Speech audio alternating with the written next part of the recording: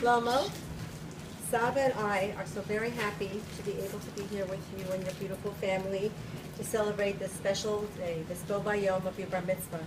Baruch Hashem, shehecheyanu, v'kiyamanu, v'hikiyanu, bazman hazeh. It is a special milestone in our lives. We're very happy to be here.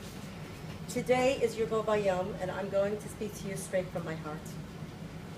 When you were born 13 years ago, and you were named Shlomo Dov, I was extremely touched when I heard your name, because I knew that your parents thought enough to what I had mentioned, that maybe my grandparents who never had a name needed a name. You were named after both of my grandparents.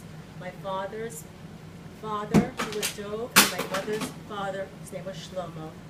And from what I have heard about them, they were both Talmidei Chachamim, and you have this zechus of following in their footsteps. No one's ever been named for that before, and Baruch Hashem, you will follow in their footsteps and become a Talmid Chacham as well. Next week's parsha is Parshas Kitavo, and Parshas Kitavo, we learn about the Tochacha, which has all the klolos. And at the end, it explains why these clothes befell Bnei Israel. There's a very famous pasuk that reads as follows: Tachat asher lo abadat Hashem Elokecha b'simcha u'b'tov leiv me'rov kol. There are different ways that this can be interpreted. The simplest way is the way that Rashi interprets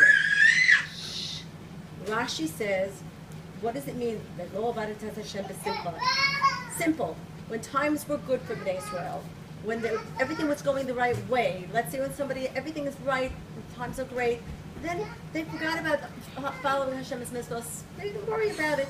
It's easy to follow Hashem's mitzvahs when times are hard, when you need a refuah, or when times are bad, or you need parnasa. Then you really realize Hashem and you follow His mitzvahs. But when times are good, it's not so easy to follow Hashem's mitzvahs, and they didn't, and that's why they were punished. The other interpretation is from Sefer Mesilas Yesharim. And Sefer Mesilas Yesharim interprets this pasuk very differently. It says, what does it mean that you didn't follow Hashem b'simcha?